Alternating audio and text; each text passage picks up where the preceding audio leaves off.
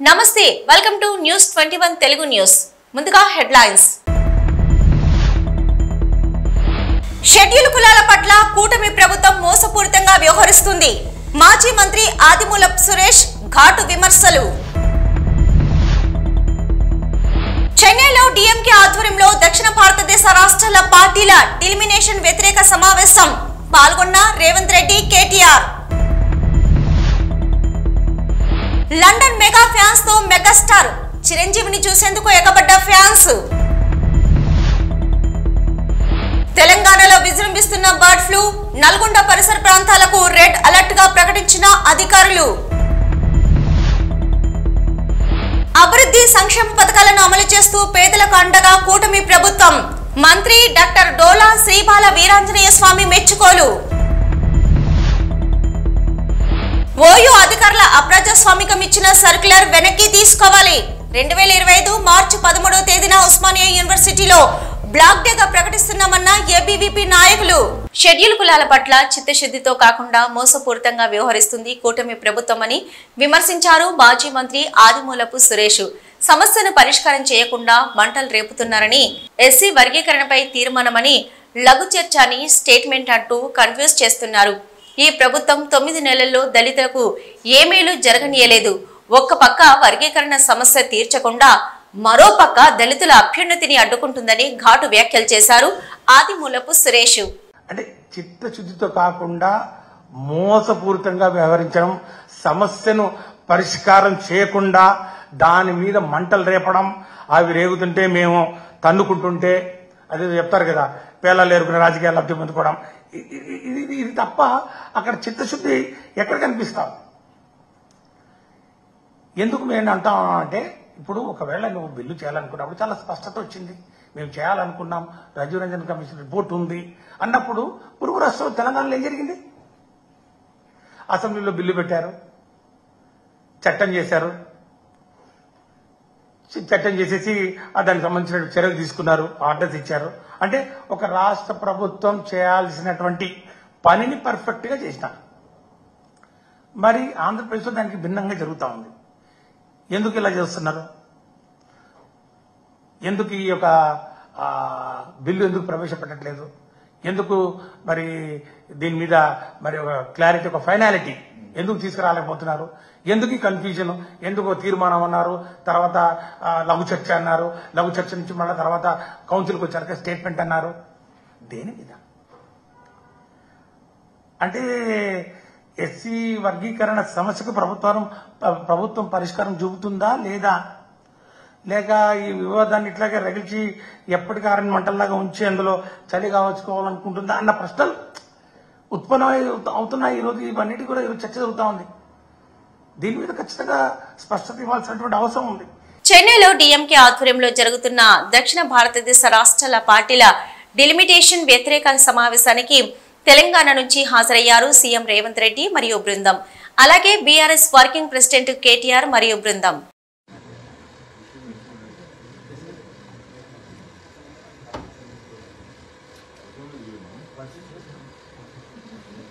London లో megastar Chiranjeevi fans తో ఓ సభలో మాట్లాడారు.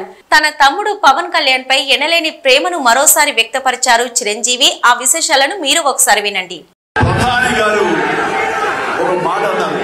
ప్రధాని గారు అన్నారు, స్టేజ్ మీద ఈ ప్రమాణ స్వీకారోత్సవం జరిగినప్పుడు చిరంజీవి मैंने देखा था आप भाई को आप कैसे आशीर्वाद दिया, कैसे वेलकम कर दिया, वो बहुत मैं నా గుండెని టచ్ చేసింది. అది చూస్తుంటే నాకు కట్టుకు నీళ్లు వచ్చి అన్నారు ఆయన.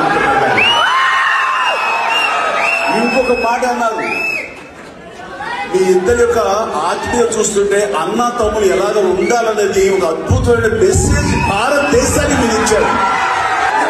అన్న తమ్ముడు అంటే ఇలాగే ఉండాలి అన్నది ఒక మెసేజ్ కి ప్రతి ఒక్కరు ఎంతో స్పందించారు. అది అన్నారు, ఇది కేవలం నా వల్లే కాదండి, నా ఒక్కరి వల్ల కాదు, మా తమ్ముడు వల్ల. ఉమ్మడి జిల్లాలో బర్డ్ ఫ్లూ విజృంభిస్తుంది. బూదన్ పోచంపల్లి మండలం దోతి గూడెం పౌల్ట్రీ ఫామ్ లో బర్డ్ ఫ్లూ కేసు నమోదైంది. శుక్రవారం సుమారు 52,000 కోళ్లను అధికారులు చంపి పాతిపెట్టారు. పరిసర ప్రాంతాలను రెడ్ జోన్ గా ప్రకటించారు. నెల రోజుల క్రితం చౌటుప్పల్ మండలం నేలపట్లలో తెలంగాణలోనే తొలి బర్డ్ ఫ్లూ కేసు నమోదైన విషయం తెలిసిందే. చిట్యాల మండలం గుండ్రంపల్లి గ్రామంలో కోళ్ల ఫారంలో బ్రాయిలర్ కోళ్లకు బర్డ్ ఫ్లూ నిర్ధారణ అయింది. సుమారు 2 లక్షల కోళ్లను భూమిలో పాతిపెట్టే ప్రక్రియ వెటర్నరీ డాక్టర్లు చేపట్టారు. చుట్టుపక్కల ప్రాంతాల్లో రెడ్ జోన్ ప్రకటించారు.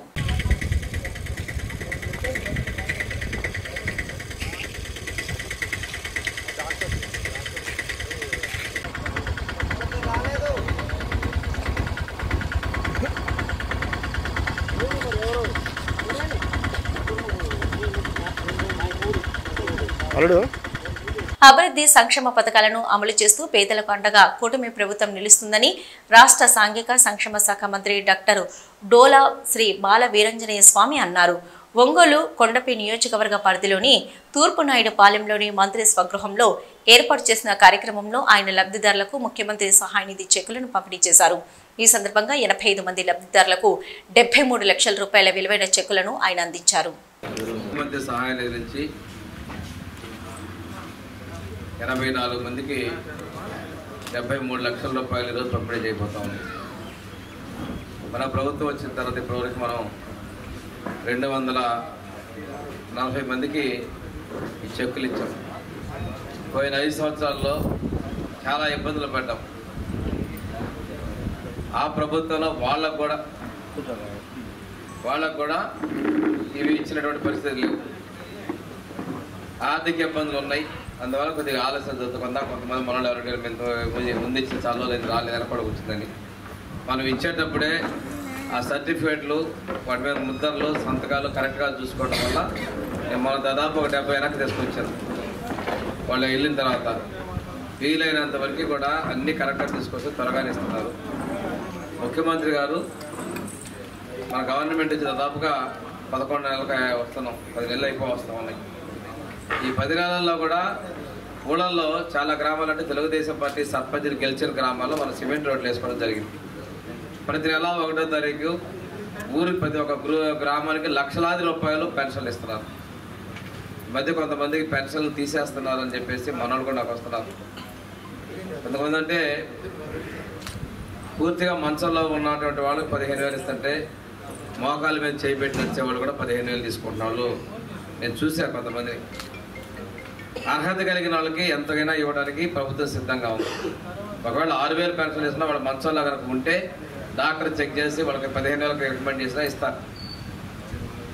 ఇవల్ల ప్రభుత్వానికి కూడా సహకరించమని, ఎందుకంటే గవర్నమెంట్లో ఉన్నాం, క్యాబినెట్ మీ అందరి దయ వల్ల మంత్రిగా కూడా నేను ఉన్నాను కాబట్టి ముఖ్యమంత్రి గారి యొక్క ఆలోచనలు వెనక ముందుకైనా అందరికైనా ఇస్తున్నారు. ఇల్లు కూడా ఎస్సీలకి బీసీలకి 2.5 లక్షలు కేంద్ర ప్రభుత్వం ఇస్తుంటే మనం ఇంకొక 50,000 పెట్టి 3 లక్షల రూపాయలు ఇంటికి ఇస్తున్నారు. ఎస్టీలకి ఇంకొక 75,000 రూపాయలు పెట్టి 3,25,000 ఇస్తున్నారు. పోయినసారి మన ప్రభుత్వంలో ఎస్టీలకి 2,25,000, ఎస్టీలకి 2,50,000 ఇస్తే గత ముఖ్యమంత్రి 1,80,000 ఇచ్చాడు, తగ్గించాడు. మళ్ళీ మన ముఖ్యమంత్రి గారు దాన్ని ఈ రోజున ఎస్సీలకి బీసీలకి 3 లక్షలు, ఎస్టీలకి 3,25,000 రూపాయలు ఇల్లు కట్టుకోవడానికి కూడా ఇస్తున్నారు. ఇప్పుడు శాంక్షన్ అని కొన్ని ఇళ్ళు దాదాపుగా మన నియోజకవర్గంలో అయితే ఒక 300 ఇళ్ళ వరకు శాంక్షన్ అయింది అనుకుంటా. వచ్చే నెలలో మొదలు పెట్టుకొని అంటే కట్టుకుంటున్న ఇళ్ళకి ముందుకు ఇవ్వమని చెప్పాను. నేను మధ్యలో కడుతూ ఉన్నటువంటి వాళ్ళకి మనం ఇవ్వమని చెప్పాను. అవి కూడా వీలైనంత వరకు వచ్చే నెల నుంచి స్టార్ట్ అవుతారు. దగ్గర గవర్నమెంట్ రిలీజ్ చేశారు.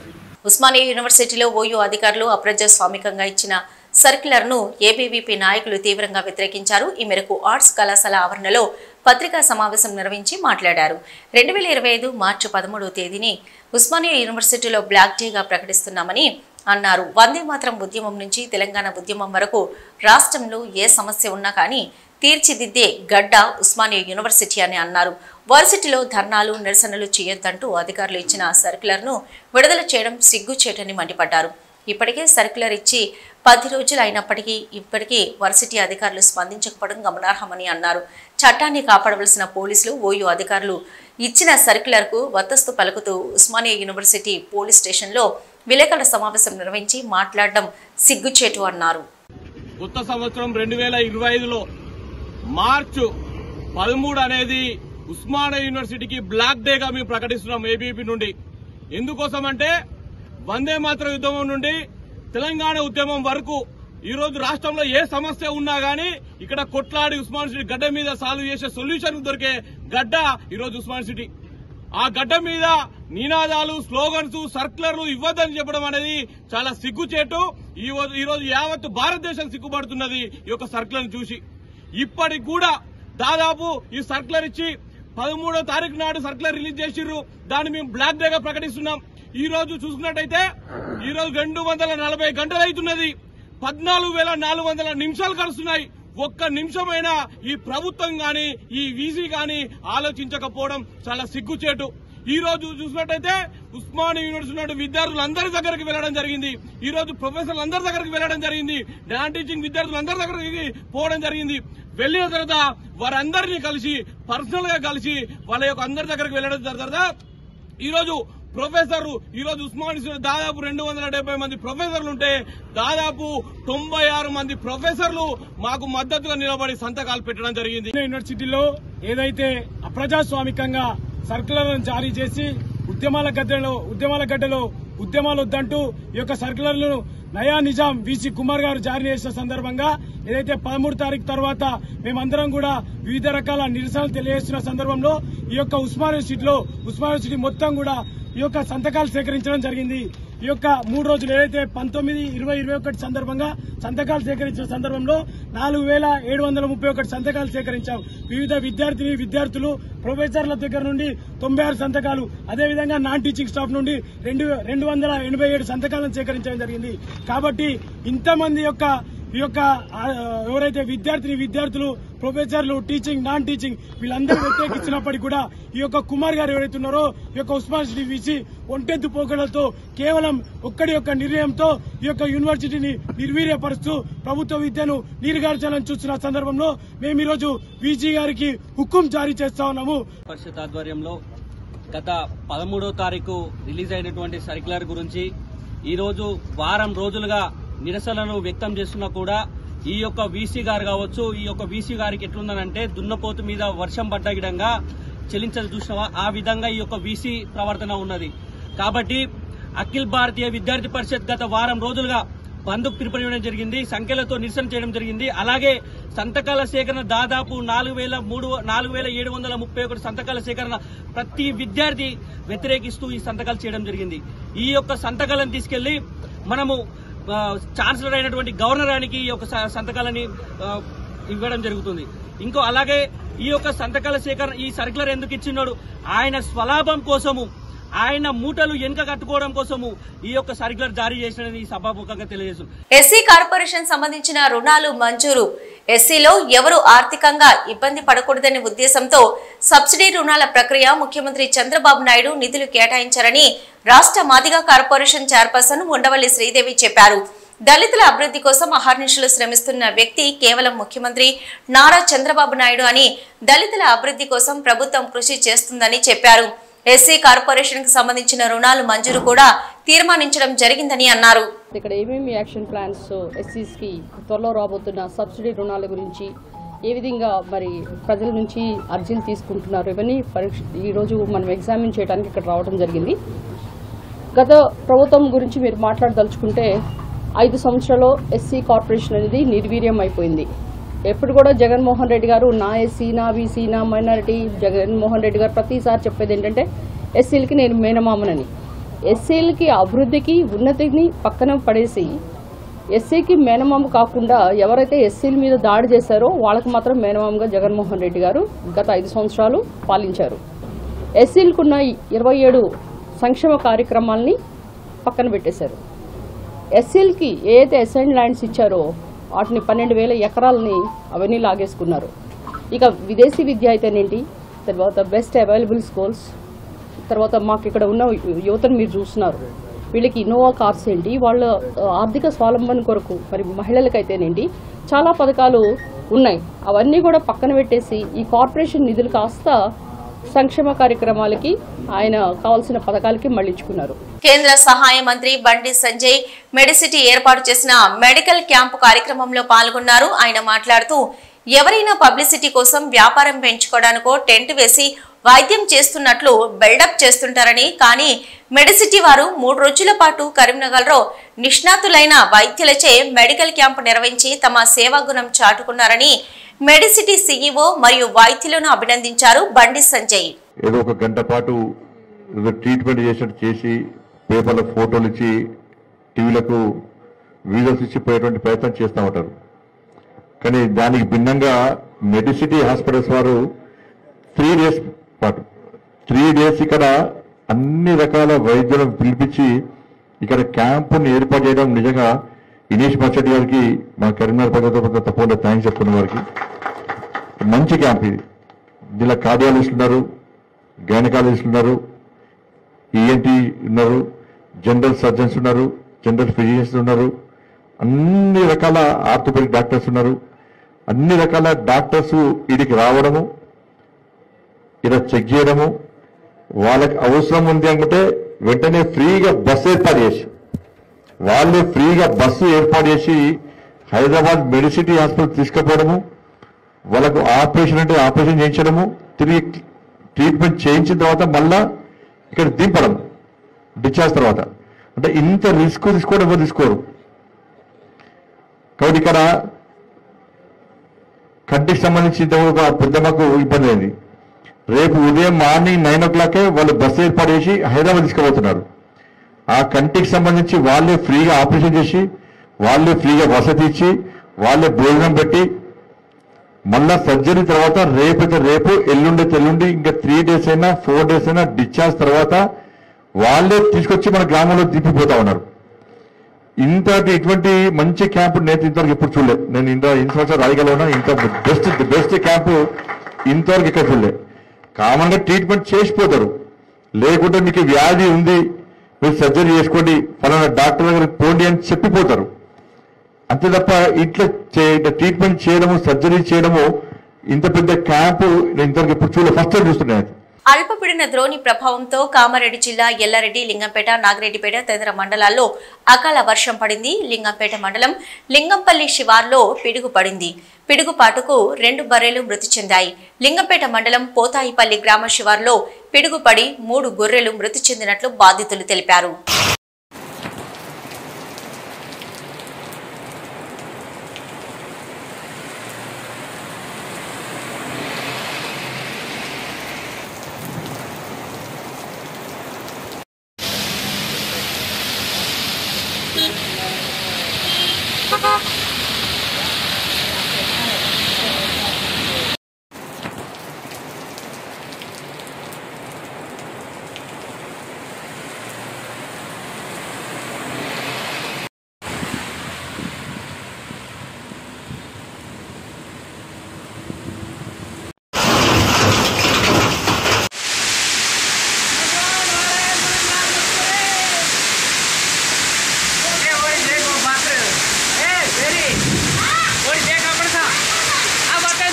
సజ్జల కుటుంబం ఆక్రమించిన ఫారెస్ట్ భూముల ఆక్రమణపై సర్వే పూర్తి చేశామని కడప డిఎఫ్ఓ నీరబ్ కుమార్ తెలిపారు. రెవెన్యూ, ఫారెస్ట్, సర్వే డిపార్ట్మెంట్ 3 శాఖల ఆధ్వర్యంలో సర్వే చేశామని, తొందరలో ప్రభుత్వానికి నివేదిక అందిస్తామని, కాశీనాయన క్షేత్రం టైగర్ జోన్ పరిధిలో ఉండడం వల్లే కూల్చడం జరిగిందని, 2023 సంవత్సరంలోనే కాశీనాయన క్షేత్రం టైగర్ జోన్ పరిధిలో ఉందని గుర్తించిందని, కాశీనాయన క్షేత్రంపై కేంద్రం ఆదేశాలు మాకింకా అందలేదని అన్నారు. బిల్డింగ్స్ అని national board for wild life అని ఉంది. National board for wild life దానికి చైర్మన్ అని మన ప్రైమ్ మినిస్టర్ గారే ఉంటాడు. దానికి స్టాండింగ్ కమిటీ అని దానికి చైర్మన్ సెంట్రల్ ఎన్వైరన్మెంట్ మినిస్టర్ గారు ఉంటాడు. వాళ్ళు అప్పుడు 23లోనే అది అన్ఆథరైజ్డ్ బిల్డింగ్ అని పగలకొట్టండి అని చెప్పినాడు. ఇది ఈరోజు వచ్చేది కాదు, 23లోనే వచ్చింది. అప్పుడు నుంచి కూడా యాక్షన్ ఫారెస్ట్ డిపార్ట్మెంట్ కంటిన్యూస్గా యాక్షన్ తీసుకుంటున్నాయి. ఇది అంటే ఈ రోజే జరిగిందని కాదు, ఎందుకంటే మీటింగ్లో అక్కడ మనం కంప్లైన్స్ రిపోర్ట్ సబ్మిట్ చేయాలి ఖచ్చితంగా.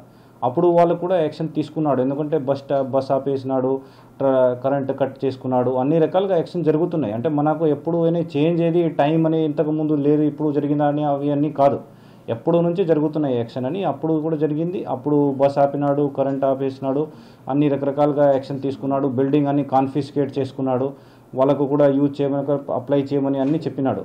సో ఇప్పుడు అంటే ప్లస్ అక్కడ మీటింగ్ అంటే ఎప్పుడైనా రెగ్యులర్గా జరుగుతూనే ఉంటుంది, 2 నెలల్లో ఒకసారి 3 నెలల్లో ఒకసారి. సో లాస్ట్ మీరు ఏది యాక్షన్ తీసుకున్నాడు ఓకే, మళ్ళీ లాస్ట్ గత 3 నెలల్లో ఏం యాక్షన్ తీసుకుంటున్నాడు అవి అన్నీ ప్రోగ్రెస్గా అడుగుతారు కదా, అందుకనే అది మనం ఆ ఇన్స్ట్రక్షన్ను బట్టి మనం అది టేకప్ చేసుకున్నాం. అదే అంటే సెంట్రల్ గవర్నమెంట్ ఆర్డర్స్తోనే కూల్చారు, మరి ఇప్పుడు మళ్ళీ బిల్డింగ్ కన్స్ట్రక్షన్ ఆదేశాలు వచ్చాయి, కన్స్ట్రక్షన్ చేసిన ఆర్డర్స్ వచ్చాయి.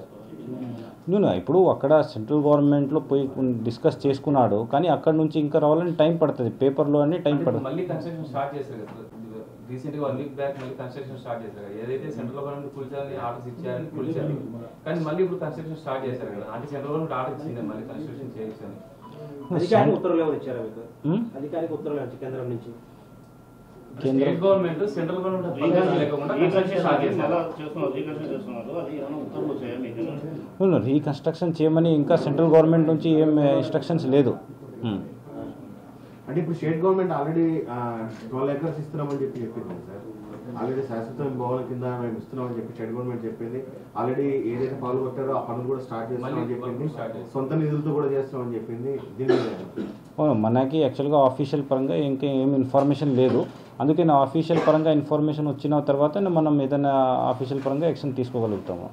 మనకు ఆఫీషియల్గా ఇన్ఫర్మేషన్ అవ్వాలని అప్పుడే వాళ్ళకి ల్యాండ్ అది అలాట్ అయినట్టు ఉంటుంది, అందుకే మనం ఆఫీషియల్గా ఇన్ఫర్మేషన్ వస్తేనే మనం పేపర్లో ఏదైనా ఉంటేనే అప్పుడు సెంట్రల్ గవర్నమెంట్లో అక్కడ ఏం డిస్కషన్ జరిగిండొచ్చు, కానీ దానివల్ల ఏదైనా పేపర్కు ఏదైనా వస్తేనే మనం కమిట్ అవుతాం. అట్లా అంటే రాష్ట్ర మంత్రి నారా లోకేష్ గారు కూడా చెప్పడం జరిగింది, 12 acres ల్యాండ్ ఇస్తామని చెప్పడం జరిగింది, దీన్ని స్వయంగా నేనే దగ్గర ఉండి కట్టిస్తానని చెప్పడం జరిగింది. దీని మీద మీకేమైనా ఉత్తర్వులు వచ్చాయా? మనం సెంట్రల్ గవర్నమెంట్ మన నుంచి ఏం రాలేదు, అదే నేను చెప్తున్నాము. మళ్ళీ సెంట్రల్ గవర్నమెంట్ నుంచి